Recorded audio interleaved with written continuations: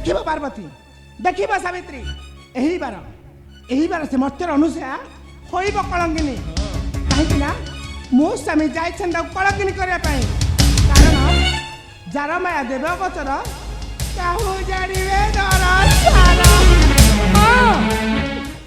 से सामान्य नारी हुई से पुणी धरिब सतीत्व मुकुट आमे होइबा ताठारु असती कलंकिनी।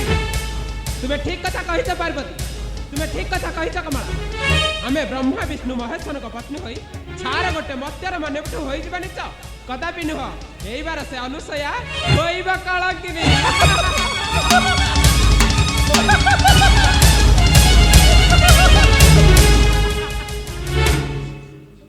माता माने सब सरी गला मां कौन है देवर्षि से मर्त्यर अनुसया एबे कलंकिनी होई सारिता नारायण नारायण से सेही पुरी भाबरे सत्यव महासत्य होई रही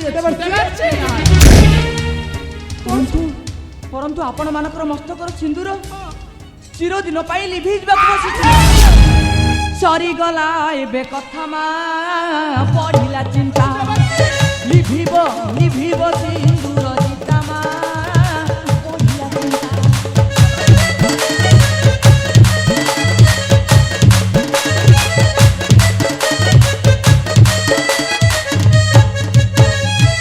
कपाल लिखन की करिवान कपाल लिखन की करिवान भोगिबानी कदाऊ अछि व्यवस्था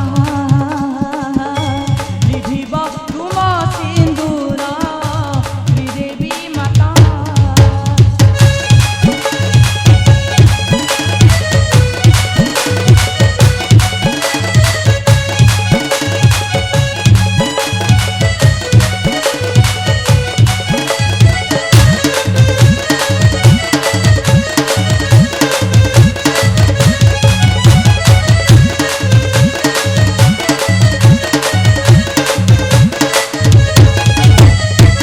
अनुसुया पुरे गले जाति पारे कपट बहिले निजहर अंतरे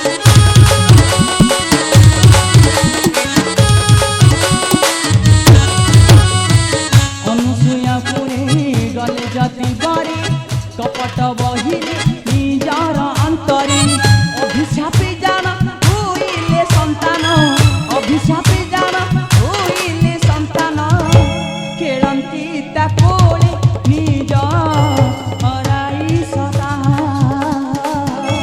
लिभिब तुम सिंदूर श्रीदेवी माता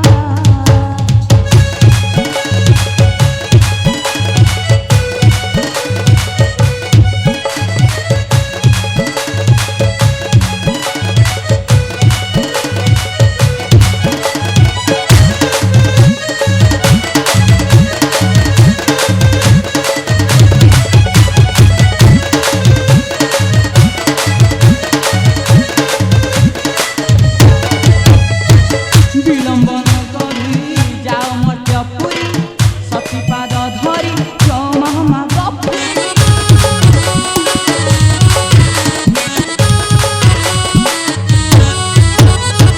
विलंबन करी जाओ मर्त्यपुरी सतीपाद धरी क्षमा गपुरी नोहिले संसार होइब सार नोहिले संसार होइब सार सत्य सत्य मो वचन कहियारदा लिभिब तुम सिंदूर श्रीदेवी माता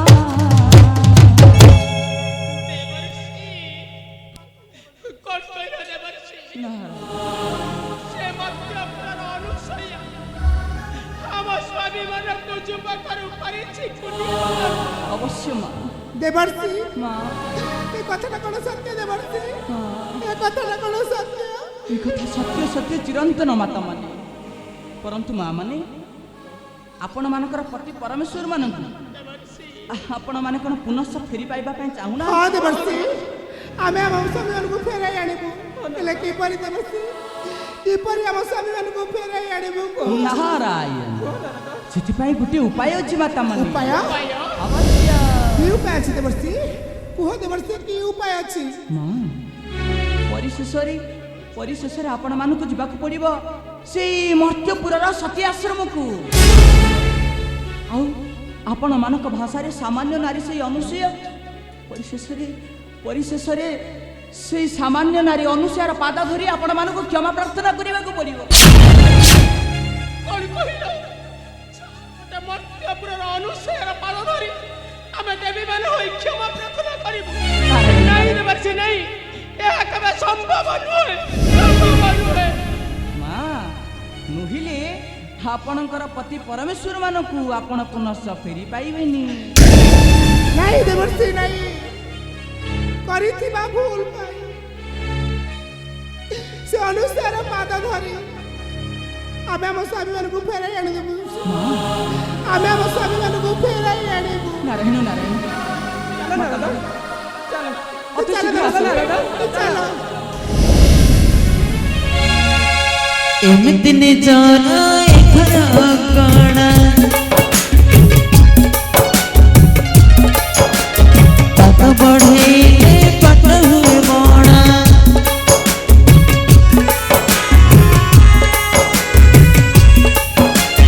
ଏମିତି ନିଜର ଏଥର କଣ ପାଦ ବଢ଼େଇଲେ ପାଦ ହୁଏ ବଣା।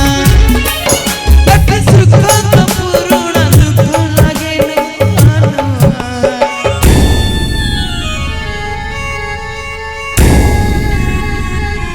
ଅନସୟା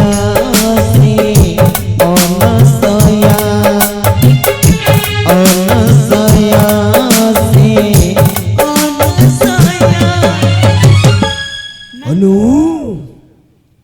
अले अनु,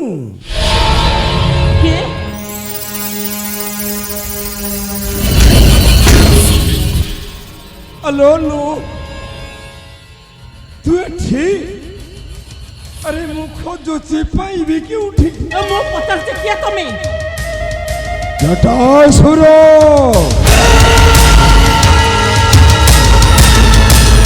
शिवंको जटारु मोहर जन्म नाम मोर जटासुर। କିନ୍ତୁ ଏଠି କାମ କଣ ତୁମର? କୁଆଡ଼େ ଆସିଛ ଏଠିକି? ଆରେ ମୋର ଗୋଟେ ସତୀ ନାରୀ ଦରକାର। ସତୀ ନାରୀ ସତୀ ନାରୀ? তো এই পর পিছরে বলাইছু সতী ସତୀ ନାରୀ ନେଇ ତୁ କରିବୁ କଣ? রানী করিবিল রানী। সতী নারী করিবি মোর রানী পাটরা। মূর্খ তোর জানি রখিবা উচিত ମୁଁ ଜଣେ ବିବାହିତା। ମଥାରେ ମୋର ସ୍ୱାମୀଙ୍କର ସିନ୍ଦୁର ସବୁ ପରେ ବି ମୋ କୋଳରେ ତିନିଟା ସନ୍ତାନ, ତଥାପି ତୁ କହୁଛୁ ମତେ ନେଇ ରାଣୀ କରିବୁ? ଆରେ ତ ମୁହଁକୁ ଟିକେ ଲାଜ ଲାଗୁନି? ଲାଜ কাহিকি লাজ লাগি জানিছি বলি তো আসিছি তোর নিকট। আলো জানিছি তোর কোলরে তিনটা সন্তান। দে আলো দে, এ তিনটা সন্তানকু আজ্ঞাবদ্ধ করিবি, তারপরে তোকে নেই যিনি মোহরপুর। ତୁ କଣ କହିଲୁ? ତୁ ମୋ ସନ୍ତାନକୁ ବଧ କରିବୁ?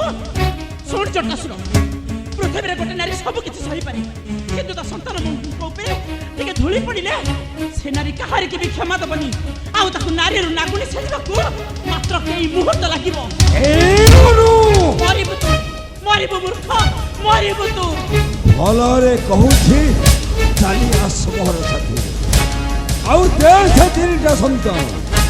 ଦେ କହୁଛି, ଦେ ଆଲୋ ଦେ।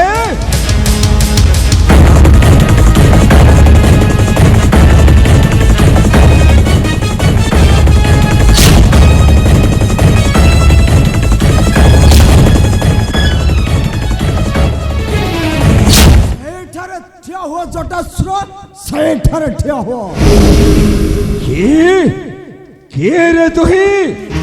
ମୁଁ ହେଉଛି ସିଧା ସନ୍ନ୍ୟାସୀ ଅତ୍ରି। ଅତ୍ରି ହେଲେ ଏଠାରେ କାହିଁକି? ସର୍ବପ୍ରଥମେ କହ, ତୋର କିପରି ଧ୍ରୁବର ସାହସ ହେଲା ମୋର ଆଶ୍ରମକୁ ଆସି ମୋର ପତ୍ନୀକୁ ବଳାତ୍କାର କରିବା ପାଇଁ? ଆରେ ମୋର ଗୋଟାଏ ସତୀ ନାରୀ ଦରକାର। ଜଟାସୁର, ସେଥିପାଇଁ ଧାଇଁ ଆସିଛି ଏ ଅନୁର ନିକଟ। ଜଟାସୁର ନେଇଯିବି ଅନୁକୁ ମୋହରପୁରକୁ, ତାକୁ ରାଣୀ କରିବି ରାଣୀ। ଜଟାସୁର ତୋର ସେ ଆଶାଟା ଆଶାରେ ହିଁ ରହିଯିବ। ଜଟାସୁର ଜାଣିନାହୁ ମୋର ତପସ୍ୟା ନାମ। ଅବଶ୍ୟ ଓହୋ ତପସ୍ୟା। ମୁଁ ଚାହିଁଲେ ଏହି ମୁହୂର୍ତ୍ତରେ ତୋତେ ଧ୍ୱଂସ କରିଦେଇପାରେ। ତୁ ଧ୍ୱଂସ କରିବୁ ଏ ଜଟାସୁରକୁ। ହଁ ଜଟାସୁର ଦେଖା ଦେଖା ତୋର ତପସ୍ୟାର ଫଳ। ଅପେକ୍ଷା କର ରେ ଜଟାସୁର। ଏହି ମୁହୂର୍ତ୍ତରେ ତୋତେ କରିଦେବି ଧ୍ୱଂସ।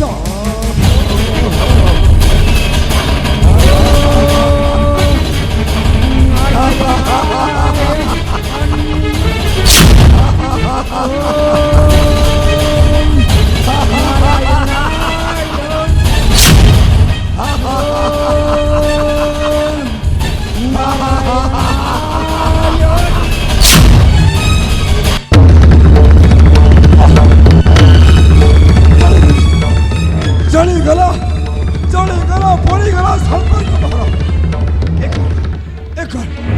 ଏ କଣ ସିଦ୍ଧ ପୁରୁଷ? ପିତା କହିବା ଅନୁଯାୟୀ ଏ କଣ ସିଦ୍ଧ ପୁରୁଷ? ସିଦ୍ଧ ପୁରୁଷ ଉତ୍ତରେ ହେବ ମୋର ମୃତ୍ୟୁ। ପିତା ଜଳି ଯାଉଛି ସର୍ବାଙ୍ଗ ମୋହର। ଓ ନମ ଶିବାୟ।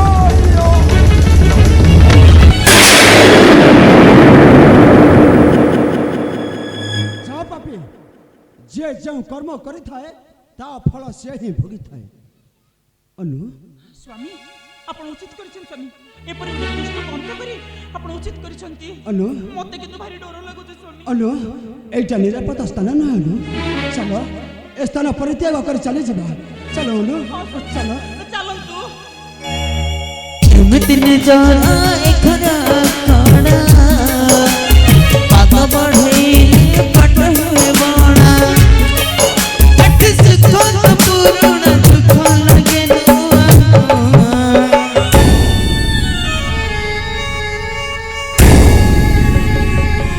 ଅନସୟା ଅତି ଅନସୟା ଅନସୟା ଅତି ଅନସୟା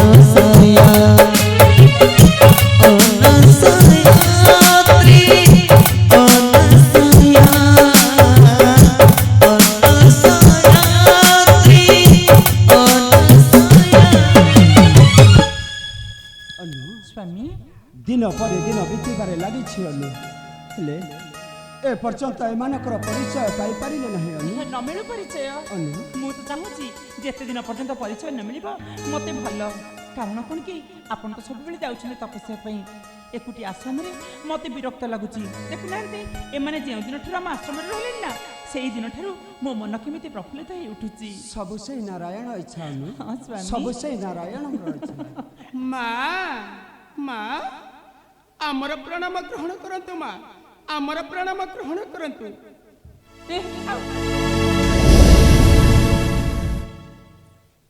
କିଏ କିଏ ତୁମେ ମାନେ ମୋତେ କାହିଁକି ମା ବୋଲି ଡାକୁଛ? ଆମେ ତୁମର ପୁତ୍ରବଧୂ ମା।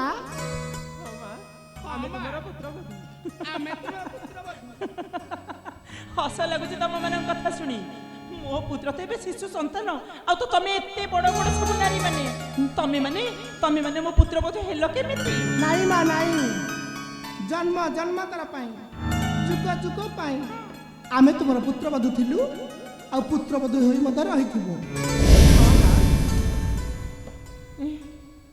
ହଁ ମା ଆମେ ସତ୍ୟ କଥା କହୁଛୁ। ଆମକୁ ତୁମର ପୁତ୍ରବଧୂ। ନା ତମ ମାନଙ୍କ ଉପରେ ମୋର ସନ୍ଦେହ ହଉଛି। ସତ କୁହ କିଏ ତୁମେ ମାନେ? ତା ନହେଲେ ମୁଁ ତୁମ ମାନଙ୍କୁ ଅଭିଶାପ ଦେଇ ଭସ୍ମ କରିଦେବି। ନାଇଁ ମା ନାଇଁ, ଆଉ ଆମକୁ ଆଉ ଅଭିଶାପ ଦିଅ ନାହିଁ। ଦେଉଛୁ ଆମର ପରିଚୟ ଦିଅ। ମୁଁ ହେଉଛି ଦେବଦେବ ମହାଦେବଙ୍କ ପତ୍ନୀ ପାର୍ବତୀ। ଆଉ ମୁଁ ହଉଛି ବୈକୁଣ୍ଠ ପାଟରାଣୀ ଦେବୀ ମହାଲକ୍ଷ୍ମୀ। ସୃଷ୍ଟିକର୍ତ୍ତା ବ୍ରହ୍ମାଙ୍କ ପତ୍ନୀ ସାବିତ୍ରୀ। ସାବିତ୍ରୀ, ପଦ୍ମାଳୟା, ପାର୍ବତୀ, ତାମାନେ ଏମାନେ କଣ ବ୍ରହ୍ମା ବିଷ୍ଣୁ ମହେଶ୍ୱର? ଅଭାଗ୍ୟ ଏ ଅନୁସୟାର ସୃଷ୍ଟିକର୍ତ୍ତା ପାଳନକର୍ତ୍ତା ସଂହାରକର୍ତ୍ତା କରି ଶିଶୁ ସନ୍ତାନ ରୂପରେ ପାଇଁ ମୋ ନାରୀ ଜନ୍ମ ଆଜି ସାର୍ଥକ ହେଇଯାଇଛି। ଧନ୍ୟ ହେଇଯାଇଛି ମୁଁ ଆଜି, ଧନ୍ୟ ହେଇଯାଇଛି। ମା ତୁମେ ସିନା ଧନ୍ୟ ହୋଇଗଲ, ହେଲେ ଆମ ପତିମାନଙ୍କ ବିନା ଆମେ କିପରି ଧନ୍ୟ ହୋଇବୁ ମା? ଆମ ପତିମାନଙ୍କ ବିନା ଧ୍ୱଂସ ହୋଇଯିବ ମା। ଫେରାଇ ଦିଅ ମା, ଫେରାଇ ଦିଅ ଆମ ପତିମାନଙ୍କୁ ଆମରି କୋଳକୁ। ଲାଜ ଲାଗୁନି ଏମିତି କଥା କହିବାକୁ?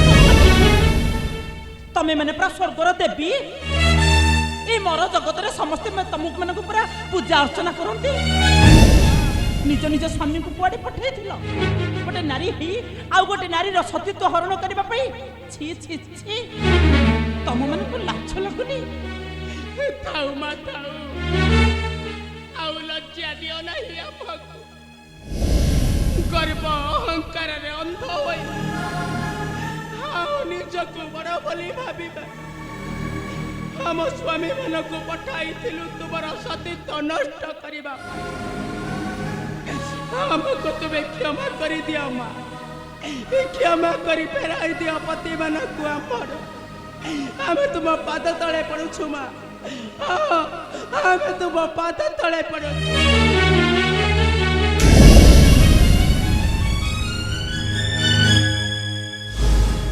ଶ୍ରୀମନ୍ନାରାୟଣ ନାରାୟଣ ନାରାୟଣ।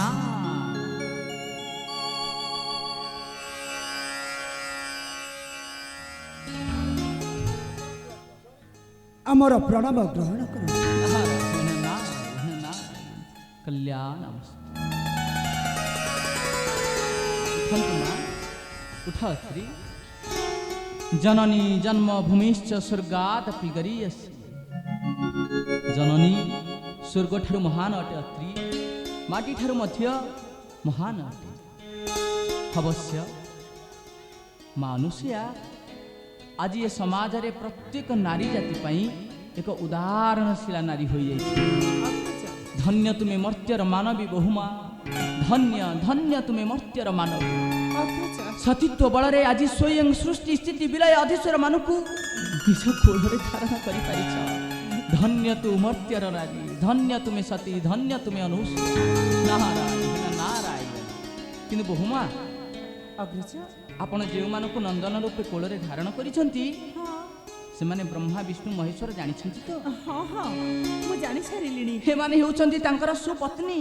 ସେମାନେ ତ ତାଙ୍କ ପରିଚୟ ଦେଇଛନ୍ତି, ସେଇଥିପାଇଁ ତ ଜାଣିଲେ ଏମାନେ ବ୍ରହ୍ମା ବିଷ୍ଣୁ ମହେଶ୍ୱର ବୋଲି। କିନ୍ତୁ ମା, ଆପଣଙ୍କୁ ସେମାନଙ୍କୁ ସେମାନଙ୍କର ସେହି ହସ୍ତକୁ ଫେରେଇ ଦେବାକୁ ପଡ଼ିବ। ନା ନା, ଏ କଥା ସମ୍ଭବ ନୁହେଁ। ମୋ ସନ୍ତାନ ମାନଙ୍କୁ ମୁଁ ଏମାନଙ୍କୁ କେବେ ହେଲେ ଦେଇପାରିବିନି। ନାରାୟଣ ନାରାୟଣ। ମା, ସେମାନଙ୍କ ବିନା ଜଗତ ଅନ୍ଧାର ହୋଇଯିବ। ମା, ମୋ କଥା ବୁଝିବା ପାଇଁ ଚେଷ୍ଟା କରନ୍ତୁ ମା। ଆପଣ ଯାହା କୁହନ୍ତୁ ପଛେ ଅଗ୍ରଜ, ମୁଁ କିନ୍ତୁ ମୋ ସନ୍ତାନ ମାନଙ୍କୁ କେବେ ହେଲେ ଫେରେଇ ଦେବିନି। ବହୁ ମା, ହଁ, ତା ପ୍ରତିବଦଳରେ ମୁଁ ଆପଣଙ୍କୁ ଏକ ମହାନ ଉପହାର ଦେଇପାରେ। ଉପହାର ଦେବେ ଆପଣ? ଅବଶ୍ୟ। କି ଉପହାର ଦେବେ ଅଗ୍ରଜ? କିନ୍ତୁ ଗୋଟିଏ ସର୍ତ୍ତରେ ବହୁ ମା। କଣ ସେ ସର୍ତ୍ତ? ଅତ୍ରି, ପ୍ରଥମେ ବହୁମାଙ୍କୁ କୁହ ତିନି ଠାକୁରାଣୀଙ୍କୁ ତିନି ମହାଦେବ ମାନଙ୍କୁ ଫେରାଇ ଦେବେ। ଫେରାଇ ଦିଅ ମାତା ମାନଙ୍କ ନିକଟକୁ ତାଙ୍କ ପତି ଦେବତା ମାନଙ୍କୁ ଫେରାଇ ଦିଅ। ଆପଣଙ୍କ ଆଜ୍ଞା ଶିରଧାର୍ଯ୍ୟ ସ୍ୱାମୀ। ଫେରାଇ ଦିଅ।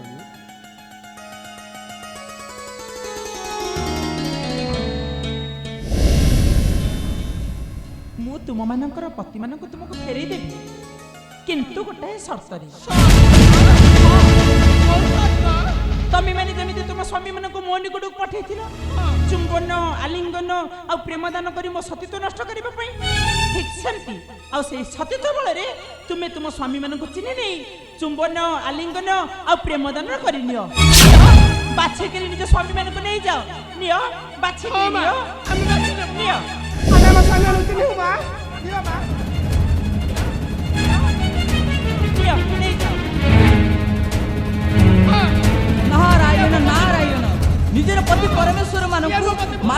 ଶର୍ତ୍ତ ରକ୍ଷା କରିବାକୁ ଯାଇଥିଲି ନିଅନ୍ତୁ ଆଲିଙ୍ଗନ କରନ୍ତୁ ଚୁମ୍ବଦାନ ଦିଅନ୍ତୁ ବାଦାମରେ ଭଲ ଭାବରେ ଆଲିଙ୍ଗନ ଚୁମ୍ବଦାନ ଦିଅନ୍ତୁ ପରଖି ଦିଅନ୍ତୁ ଆପଣମାନଙ୍କର ପତି ପରମେଶ୍ୱର ମାନଙ୍କୁ ନାରାୟଣ ନାରାୟଣ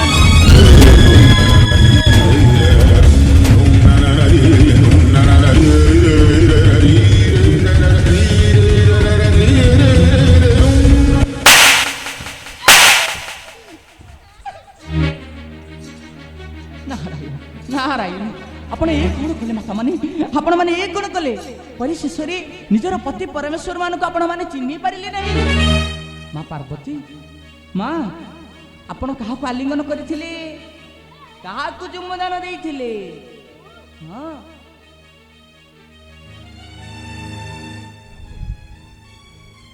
ମୁଁ ପରା ମୋ ସ୍ୱାମୀକୁ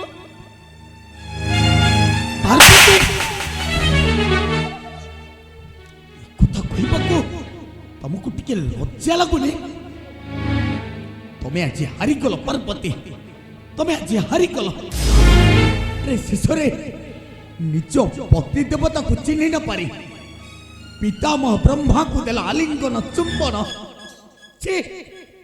ତମେ ଏତେ ତଳକୁ ଖସିଗଲ କଣ କହୁଥିଲ ମୁଁ ସତୀ ମହାସତୀ ତମ ଶକ୍ତି ପଣିଆଟା କେତେ ଭଲ ଭାବରେ ଜଣା ପଡିଗଲା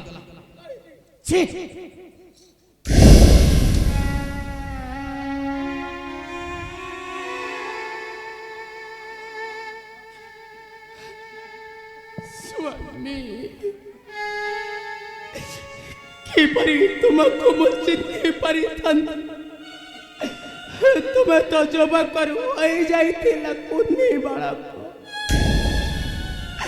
ମୁଁ ତୁମକୁ ଚିହ୍ନି ପାରିଲି ନାହିଁ ସ୍ୱାମୀ ମୁଁ ତୁମକୁ ଚିହ୍ନି ପାରିଲି ନାହିଁ ଗର୍ବ ଅହଙ୍କାରରେ ନିଜକୁ ବଡ଼ ଭାବି ମୁଁ ଯୋଉ ଭୁଲ କରିଛି ସେ ଭୁଲର କଣ କ୍ଷମା ନାହିଁ ସ୍ୱାମୀ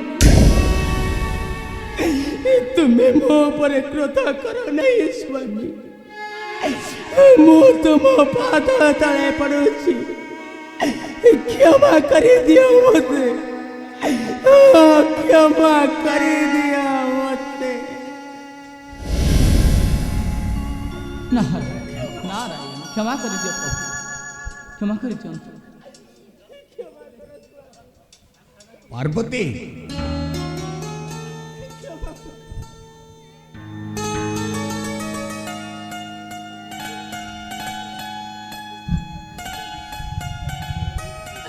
ତମର ଏ ଉଗ୍ର ରୂପ ପାଇଁ ଆମେ ଅସତୀ କଳଙ୍କିନୀ ହୋଇଥିଲେ ସ୍ୱାମୀ ମୁଁ ସବୁ ଭୁଲ ସ୍ୱୀକାର କରୁଛି ଆଉ ସତ୍ୟ ହନି ହେଲା ମୁଁ ଆଜି ତମକୁ କ୍ଷମା କରିଦେଲି ତମ ଭୁଲ ଯେତେବେଳେ ତମେ ବୁଝି ସାରିଛ ମୁଁ ତମକୁ କ୍ଷମା କରିଦେଲି ହେଲେ ମନେ ରଖି ତ ପାରବ କୋଉ କଥା ସ୍ୱାମୀ କେବେ ହେଲେ ମନରେ ଗର୍ବ ଅହଙ୍କାର ଭରିବନି ନାଇଁ ଆଉ ଗର୍ବ କରିବି ନାହିଁ କେବେ ହେଲେ ଗର୍ବ କରିବି ନାହିଁ ଠିକ ଅଛି ମୁଁ ଆଜି ତମକୁ କ୍ଷମା କରିଦେଲି ପାର୍ବତୀ ସତରେ ସ୍ୱାମୀ ପାର୍ବତୀ ସ୍ୱାମୀ ପାର୍ବତୀ ନାରାୟଣ ନାରାୟଣ ମା ଆପଣ କାହାକୁ ଆଲିଙ୍ଗନ କରିଥିଲେ ହଁ ମୋ ସ୍ୱାମୀକୁ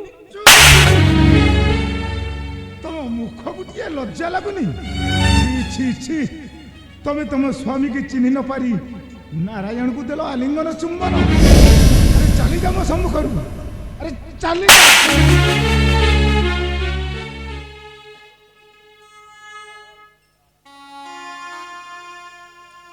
ସ୍ୱାମୀ ତୁମେ ଶିଶୁପୁତ୍ର ଥିବାରୁ ମୁଁ ତୁମକୁ ଚିହ୍ନି ପାରିଲିନି ସ୍ୱାମୀ ମୁଁ ତୁମକୁ ଚିହ୍ନି ପାରିଲିନି ଗର୍ବ ଅହଙ୍କାରରେ ନିଜକୁ ବଡ଼ ଭାବି ମୁଁ ଆଜି ହାରି ଯାଇଛି ସ୍ୱାମୀ ମୁଁ ଆଜି ହାରି ଯାଇଛି ମୁଁ ତୁମକୁ ହାତ ଯୋଡୁଛି ସ୍ୱାମୀ ତୁମେ ମୋତେ କ୍ଷମା କରିଦିଅ ସ୍ୱାମୀ ତୁମେ ମୋତେ କ୍ଷମା କରିଦିଅ ମୁଁ ତୁମ ପାଦ ଧରୁଛି ସ୍ୱାମୀ ମୁଁ ତୁମ ପାଦ ଧରୁଛି ଶ୍ରୀ କ୍ଷମା କରିଦିଅନ୍ତୁ ମାତାଙ୍କୁ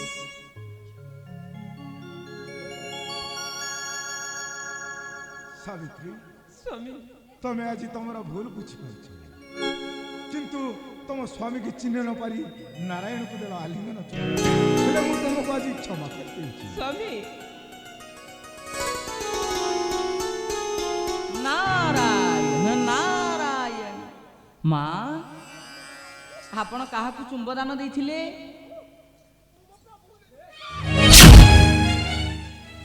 तुमको टिके लज्जा लगुनी कमला एते दिन धरी घर संसार कर सारा पर तुम्हें शेष तुम पति देवता को चिन्ह न पारी महादेव को देल आलिंगन चुम्बन लज्जा लगुनी तुम्हारी आज मोर मान सम्मान चलीगला चिरदिन दुनिया दांडे कमला पुणी कौन कहला आम मान को परित्याग करी धारण कर मर्त्यर मानव अरे जाओ से निकट कहीं आसी जाओ मो निकट जाओ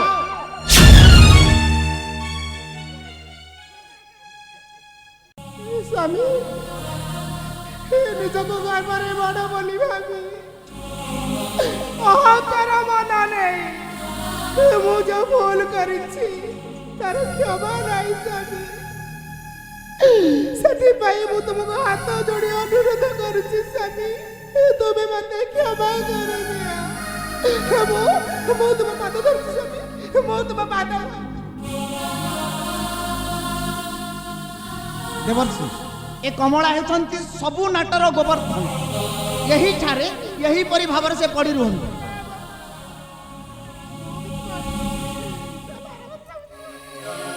नारायण नारायण प्रभु दंडिवा शक्ति जार थाई से पुणी क्षमा चराई क्षमा कर दियंतु प्रभु आपणकर वैकुंठपुर नुहले श्रीहीन हो जीव क्षमा कर दियंतु माता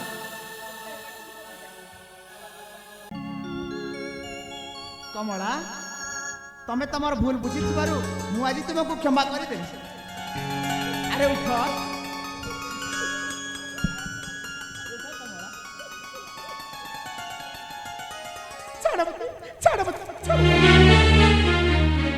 नारायण नारायण देवर्षि प्रकृति नैव मुच्यते जदि मुच्यते किंचित किंचित माँ माँ कौन है माँ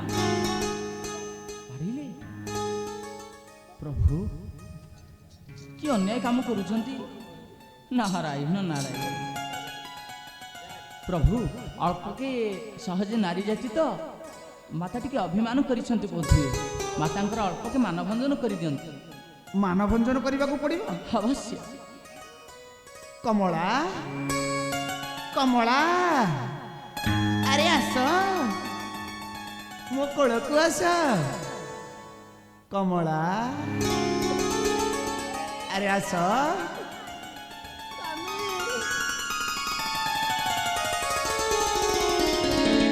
नारायण नारायण समुद्भव पुत्रमेकं कुलात् भविष्यतं पितृदेवश्च ब्रह्मणं त्रयकर्म समाचरेत् नारायण नारायण मानुष्या गोटे प्राणी कूल जदि उत्तम संतानटी जन्मजात हुए से संतान द्वारा ए जीव जगतर अर्थात से योग्यवत्री कोल को धन्य करने संगे संगे तीनोटी पवित्रता कार्य को से साधन करें अर्थात स्वर्गीय देवता माने सदा सर्वदा महातृप्ति को अनुभव करिथांती से योग्य पुत्र द्वारा से योग्य पुत्र द्वारा ब्राह्मण माने महासुख मध्य अनुभव करिथांती एवं पितृ पितृप्य माने सदा सर्वदा निर्वाण गति को लाभ करि ठीक से बली भाबरे माता अनुसुयांकर कोलरी आज जाज्वल्यित हेउचंती स्वयं सृष्टिर महान प्रज्ञा माने महान संज्ञा माने आहा तुम हेउछ बड़ सौभाग्यवती माँ तुम्हें हेउछ बड़ सौभाग्यवती स्वयं महादेवी मानक पराजित करी विजय मुकुट को निज मस्तक धारण करि परिछ जहा हेउछि सतीत्वर महामुकुट धन्य तुम्हें मर्त्यर मानवी धन्य सती अनुसया